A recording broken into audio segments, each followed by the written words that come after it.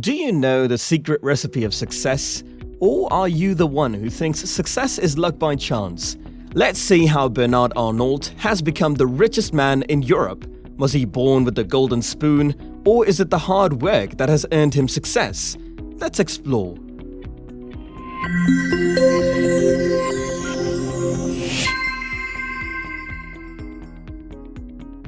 Bernard Arnault, a French businessman and the founder of Louis Vuitton, a premium fashion house, is worth an estimated $191 billion. How did he get so rich, you ask? Well, the answer is luxury. Arnault made his fortune by investing in luxury brand conglomerates. The 41% stake in LVMH that Arnault controls through his firm Christian Dior accounts for the majority of Arnault's fortune. Arnault began his career as an employee of his father's manufacturing firm. He persuaded his father to liquidate the construction section and enter the real estate market 5 years into the job. The new company began by developing specialist holiday accommodations under the brand Ferinel. In 1974, he was named a director of the corporation, and in 1977, he was named CEO. He took over as president of the corporation from his father in 1979.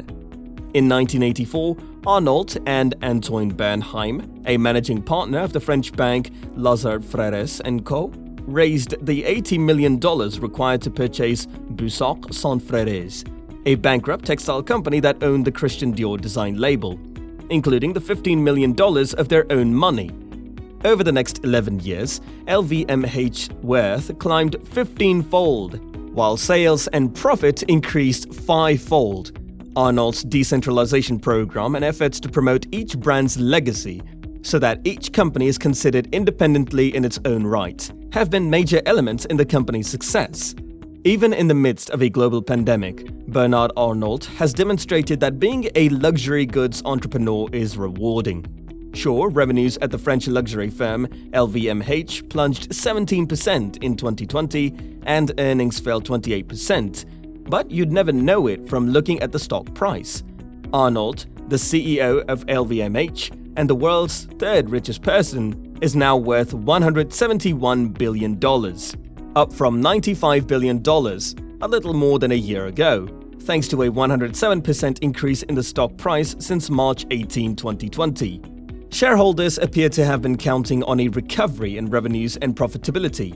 LVMH generated $16.7 billion in revenue in the first quarter of 2021, up nearly a third from the same period in 2020, thanks to strong growth in the company's watch and jewelry, fashion, and leather goods sector. In a research note issued March 26th, Citigroup analyst Thomas Chauvet predicted that LVMH sales will increase this year, in light of robust luxury data coming out of China and the United States. The majority of Arnault's fortune comes from LVMH, which includes brands like Louis Vuitton and Fendi, as well as Belvedere vodka and Dom Perignon champagne.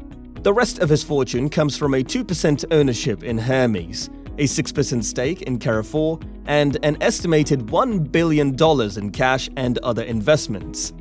In addition to LVMH, Arnault is in charge of a number of other investing and holding companies. Groupe Arnault has made investments in Netflix and Blue Capital, as well as a significant holding in Carrefour, a French supermarket giant. He's also bought Princess Yachts fully and invested in Boo.com and a range of other web enterprises. As you would expect from a centi-billionaire, Arnault is the proud owner of some of the most mind-blowing properties and artifacts all around the world. His magnificent Hotel Le Cheval Blanc has 34 luxurious guest rooms, a private chalet, and one lavish penthouse. Each accommodation includes a balcony with spectacular mountain views, as well as access to the pool and sauna with jacuzzi. The Cheval Blanc also has a hair salon and the extra-exclusive Givenchy Snow Spa, as well as Louis Vuitton and Christian Dior boutiques on site, so guests will be spoiled for choice when it comes to luxury shopping. Bernard Arnault is said to frequent the top-floor penthouse on his visits to the neighborhood. And why wouldn't he, given that he owns the entire building? If you thought that the Cheval Blanc Hotel was luxurious, wait till you see the 150-year-old Castle Chateau Cheval Blanc, surrounded by lush vineyards. The vineyards were purchased in 1998 by Bernard Arnault and Albert Frère and span 41 hectares, effectively combining beauty, nature, and history in one location, and are considered one of the top wine-producing places in the world. This is one of Bernard Arnault's favorite places to spend time with his family. And it is located in the farthest corner of northwest Saint-Emilion in Bordeaux, France. As you may have understood by now, Arnault is a man who can definitely afford to splurge, which is why he purchased the spectacular palatial seafront Mansion de Saint-Tropez in France. This waterfront property is surrounded by lush green trees and foliage, and includes an outdoor tennis court as well as a separate guest space for visiting friends. The house includes a movie theater, 7 bedrooms, 5 bathrooms, separate staff quarters, and an outside swimming pool where guests may relax and enjoy the sun. The splendid Amadeus yacht is yet another one of his most prized possessions. It may not be the largest private yacht on the open seas, but it is considered one of the most luxurious. The main suite on this gigantic boat takes up the entire upper deck and features 2 double bathrooms, a study, and a separate private saloon paneled in raw silk. François Reti designed the interior, which has magnificent Norwegian birch burl wood and marble floors.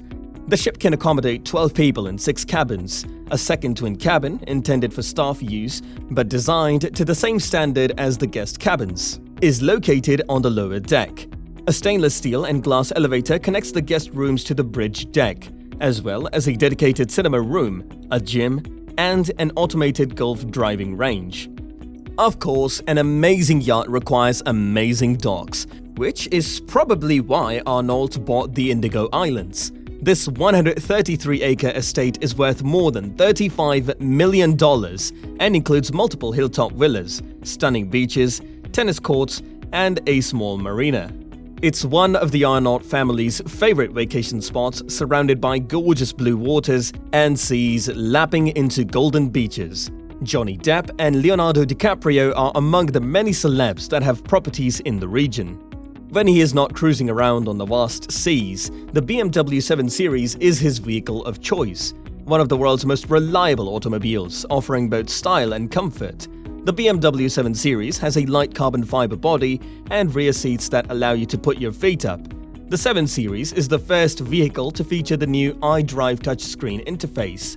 The infotainment system now responds to touches on its dash-mounted touchscreen, in addition to the traditional rotary controller on the center console. In short, a fitting vehicle for the owner of the most luxurious brands in the world. Being a wine lover with a lot of money can only mean one thing. You own vineyards that create huge amounts of wine on a daily basis. With the support of his friend, Albert Frère, Arnault manages an old and exquisite vineyard called Chateau Cheval Blanc near Bordeaux, which is his favorite place. Some of Arnault's other vineyards are located in the Mediterranean, including land in Italy, Spain, and Portugal. Arnault is also well known for his massive contemporary art collection, which includes works by masters such as Picasso and Warhol. In 2006, Arnault launched the Louis Vuitton Foundation, a project dedicated to creativity and modern art, with a building constructed by the same architect as the Guggenheim. Arnault is also a notable art supporter in France, and he is well known among the country's art collectors. His art collection's approximate value is currently unclear. However, it is speculated to be in the hundreds of millions of dollars. In 1985, he and Bernheim bought a personal share in Dior for only $15 million, shortly after the company's owners went bankrupt. Dior has developed to become one of the fashion's most symbolic and monetary powerhouses under his leadership. Following his investment in Dior, Arnault was encouraged to participate in LVMH, where he is currently a majority stakeholder and serves as CEO and chairman. LVMH, which owns labels such as Louis Vuitton, Fendi, Celine, Christian Dior, Givenchy, Marc Jacobs, and others, is a major player in the fashion business. Discussing his attitudes about happiness in business, Arnault said, "Happiness for me is really leading the team and, if possible, leading them to the top, whether in business or in sports or when I play music. Money is just a consequence. I always say to my team, don't worry too much about profitability. If you do your job well, the profitability will come." When we discuss a brand, I always tell them my real concern is what the brand will be in 5 or 10 years, not the profitability in the next 6 months.